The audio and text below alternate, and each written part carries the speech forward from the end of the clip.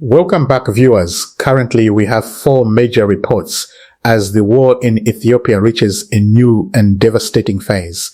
First of all, about regime artillery kills a pregnant woman in East Gojam. Residential homes destroyed. A high school damaged. The trigger, a successful Fano nighttime raid on Amber town. After that, about Tigray Defense Force units are advancing into the Amhara region. The front lines are moving. Tigray Defense Force and Ethiopian National Defense Force forces are now in direct confrontation. After that, about Tigray People Liberation Front tests drones over Mekelle. If confirmed, Tigray has just added a new military dimension to this conflict. And in the last Sudan brief, Rapid Support Forces commander vows to march on Khartoum as Sudanese military floods Kordofan. Let us start with a sequence of events in unaided Wareda, East Gojam zone, because understanding the order matters. Fano forces under the 34th Division of the Amhara Fano National Movement's 206 Corps conducted a nighttime infiltration operation into Amber town. In the darkness, moving carefully and quickly, Fano fighters entered the town and captured nearly 10 regime personnel. Among those captured were militia members and local administrative officials.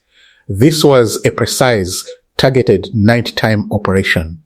No shelling of neighborhoods, no destruction of property. Fighters captured, operation completed, Fano withdrew. The regime's response came the following day. Heavy artillery strikes were launched against the Jama and Chendefo areas, residential zones, not military positions, not Fano camps, not fortified locations, neighborhoods where families live. The shells killed Voizero Etenesh Demeo, a pregnant woman. Her unborn child died with her. The artillery also killed livestock, the animals that families in this region depend on for their livelihoods. It destroyed residential homes. It damaged a high school, an institution where the next generation of Amhara children was supposed to be educated. Let us be precise about what this sequence represents under international humanitarian law.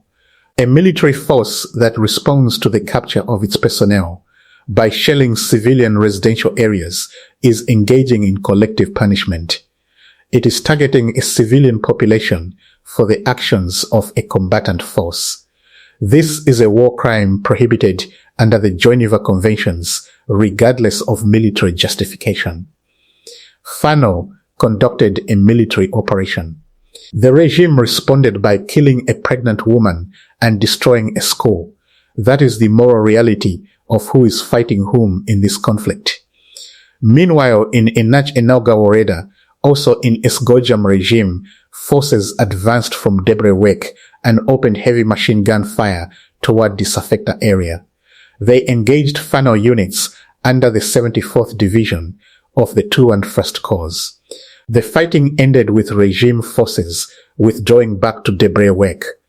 Casualties from that engagement are still being confirmed. The same pattern. Regime advances, Fano holds, regime withdraws. Now to the development that changes the entire scale of this conflict. Tigray Defense Force units are advancing into the Amhara region. Tigray Defense Force and Ethiopian National Defense Force units are now in direct confrontation at multiple points along the contested frontier. We have been tracking this movement for weeks, the Tigray People Liberation Front's public mobilization forums. The reinforcement of the Raya Front with 4 reorganized armies. The deployment of newly trained recruits to Addis Keng, Dingaye and Korem. The extension of Tigray Defense Force aligned forces into the Afar region. The movement that was being described as preparation is now being described as active engagement. Tigray Defense Force forces are inside the Amhara region. Ethiopian National Defense Force forces are in contact with them. This is the front that both sides have been building toward. The Raya corridor along the A2 highway from Korem through Woldia to Kobo is now an active battle space involving both Tigray People Liberation Front aligned forces from the north and Fano forces from the west and south. The Ethiopian National Defense Force, which has been concentrating its defenses in urban centers along the A2 highway, is now being pressured on that highway from the direction it most feared from Tigray. We continue to withhold specific visual materials from Tigray's side of this engagement out of our commitment to operational security for the fighters involved. But the reports from multiple ground sources are consistent. Tigray Defense Force is moving, and the contact with regime forces is real and active. Now to a development that, if confirmed, represents a significant shift in the military capabilities available to Tigray. Reports from Tigray indicate that drones were observed flying over Mekelle city approximately 48 to 72 hours before this report, in what sources describe as a testing phase. Multiple reports corroborate the sightings. If these drones are being operated by Tigray forces, and we present this as reported, but not yet independently confirmed, their appearance represents something important beyond the technology itself. Let us think about what drone capability means in this specific conflict. During the 2020-2022 Tigray War, drone strikes by the Ethiopian Air Force and by way-supplied Bayraktar and Winglung drones caused devastating casualties among Tigray Defense Force forces. Convoys were hit. Concentrations of fighters were targeted. The Ethiopian National Defense Force's air advantage was one of the most significant factors in that conflict.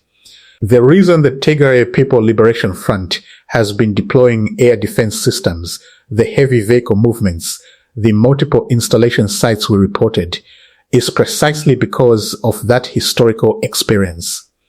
They know what drones can do. They have lived through what drones can do. If Tigray now has its own drone capability, even in an early testing phase, the strategic equation changes. Surveillance drones alone would give Tigray Defense forces the ability to monitor Ethiopian National Defense Force positions, track convoy movements, identify artillery placements, and understand the disposition of regime forces along the entire front in real time, from the air, without risking ground reconnaissance teams. Strike-capable drones would add an entirely new dimension, one that the regime, which has been relying on its air advantage as a deterrent, has not had to factor into its planning before. The models, the origins, and the full capabilities of what was seen over Mekelle have not been confirmed. We do not know yet whether these are commercial surveillance drones, modified systems, or something more capable. But drones flying over Mekelle in a testing phase as Tigray Defense Force forces are simultaneously advancing toward the Amhara Tigray frontier, and as the Ethiopian National Defense Force is establishing drone positions at Lalibela and Chifra to monitor the same front, means both sides are now contesting the airspace, not just the ground. This conflict has just added a new battlefield. Above the mountains of Tigray and Amhara, the air is no longer the regime's alone. A brief update from Sudan. Rapid Support Forces Commander Hemeti has publicly vowed to march on Khartoum following the Sudanese army's recapture of key territory in North Kordofan. The Tarsis coalition has warned of renewed military hostilities in response. The Sudanese armed forces say they will continue operations against opposition groups and are flooding forces into the Kordofan front roads. The country's top military leadership has stated their commitment to restoring stability, though the Rapid Support Forces vow to advance on the capital signals the conflict remains far from resolution. We will continue monitoring Sudan as events develop. 4 stories tonight. One Direction. In East, Gojam Fano conducted a precision nighttime raid and captured nearly 10 regime personnel. The regime responded by shelling residential neighborhoods, killing a pregnant woman, destroying homes, damaging a school. The sequence tells you everything about how this government responds when the resistance succeeds. On the front lines, Tigray Defense Force forces are advancing into the Amhara region. Direct contact between Tigrayan forces and the Ethiopian National Defense Force is confirmed. The battle the Ethiopian National Defense Force has been preparing its defensive line for is arriving. Over-Mekeo drones were tested in the skies. If Tigray has developed a drone capability, the air advantage the regime has relied on as a deterrent is no longer secure. And in Sudan, the war continues as Rapid Support Forces vows to push toward Khartoum and the Sudanese military reinforces Kordofan. The pregnant woman who was killed in Jema today had nothing to do with any of this. She was a civilian. She was killed because the regime fires artillery at neighborhoods when Fano embarrasses it on the battlefield. That is the war the people of Amhara are living through. We will keep reporting it every operation, every atrocity, every development for as long as it takes. Like, share and subscribe and ring the bell so you never miss an update.